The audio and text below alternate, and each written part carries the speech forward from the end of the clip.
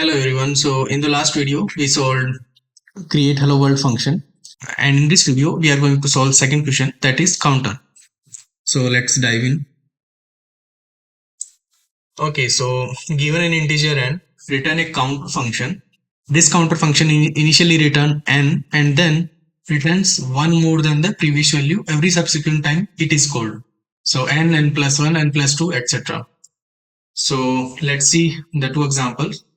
So we are given a value of n is 10, and when it is called 3 times, it will return 10, 11 and 12. Okay.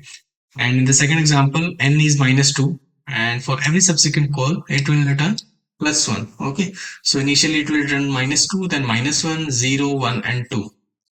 Okay. So it's an easy question. So let's solve this. Okay. So this problems mainly resolves around the closures. So let me tell you first what closure is. So here you can see in this template, create counter is a function. Okay. So this function is assigned to the counter. So whenever someone call this create counter, this will call this function with a value of n. Okay. And this will return another function. So now this another function encloses the value of n.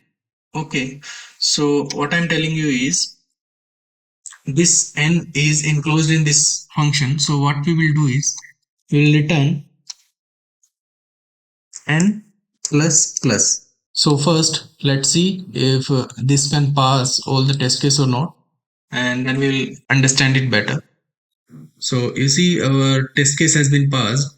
Now we will try to submit this. Okay, so our solution got accepted, and now we'll understand it.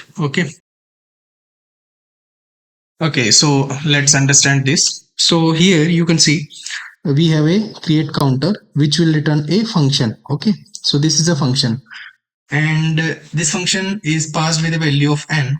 So this function is enclosed by the nested function. Okay, so whenever this create counter is called, so for example I call create counter one time, for example, and now let's say I call this function again create counter with a value of minus 2.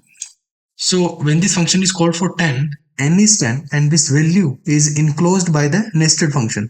So what this function will do is, this will return another function. So let's say I did constant v1 and then assigned the result of the create counter 10. So this function will return another function, this nested function. Now this nested function has enclosed the value of n.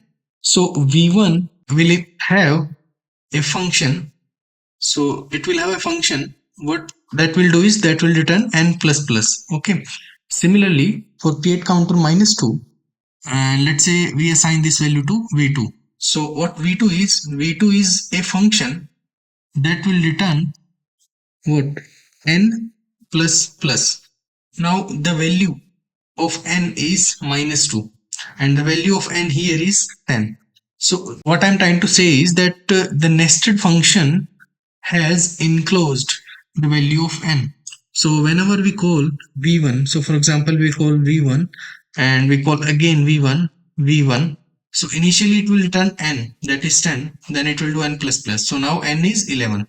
Next time we call v1, it will return 11 and then do n plus plus. Next time it will return 12. Similarly, if we call this v2, it will return initially minus 2 and then do plus plus. So it is now minus 3.